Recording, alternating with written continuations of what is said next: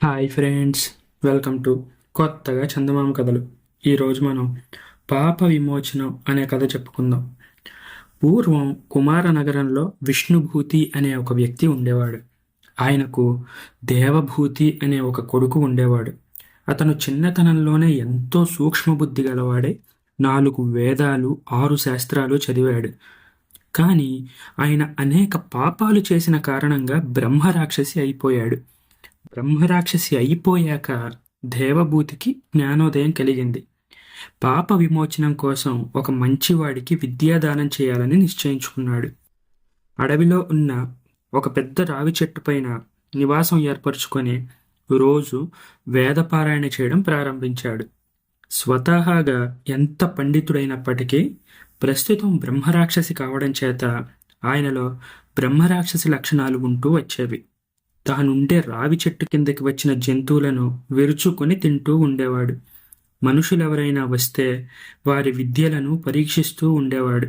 వాళ్ళు బెదిరి పారిపోయేవారు. ఆ రావి చెట్టు మీద బ్రహ్మరాక్షసి ఉంటుందని చుట్టుపక్కల వారందరికీ తెలిసిపోయింది. దేవభూతి బ్రహ్మరాక్షసి అయిన కొద్ది కాలానికే కుమార నగరానికి ఒక యువకుడు వచ్చాడు. అతని పేరు గోసర్ధీయుడు. ఇతను కాశీ నివాసి. కాశీలో సకల శాస్త్రాలు చదివి కొత్త విద్యలు నేర్చుకునే ఉద్దేశంతో ఇతను బయలుదేరి వచ్చాడు. కుమార నగరంలో గల పండితులు అతన్ని పరీక్షించారు.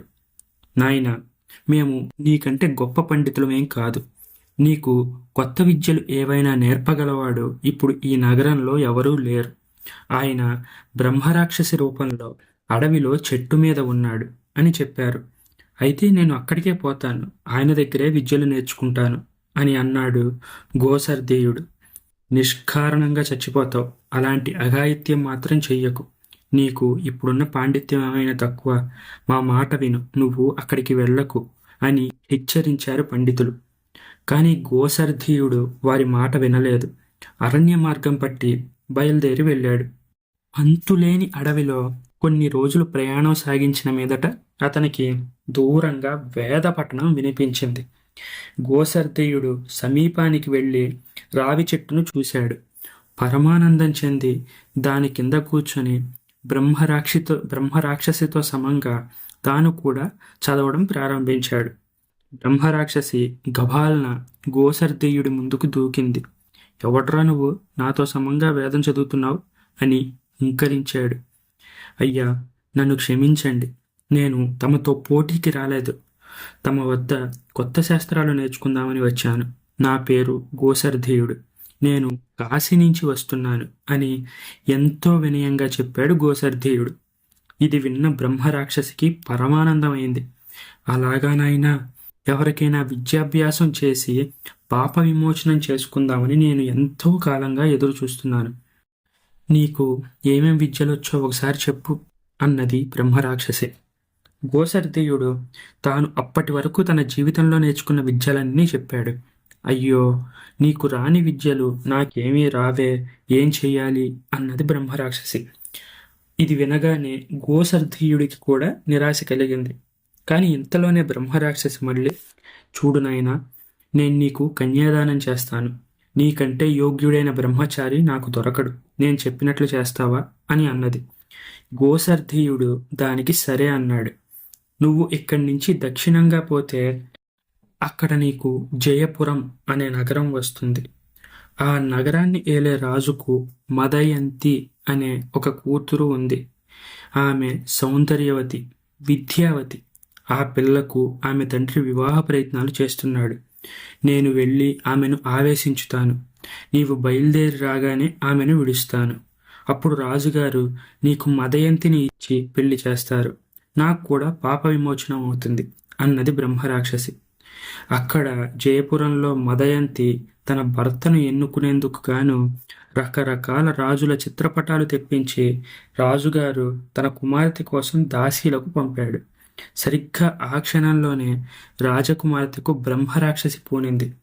తన కోసం వచ్చిన దాసీలను ఆమె సునాయాసంగా ఎత్తి దూరంగా విసిరిపారేయడం, వికటాట్టహాసాలు చేయడం సాగించింది.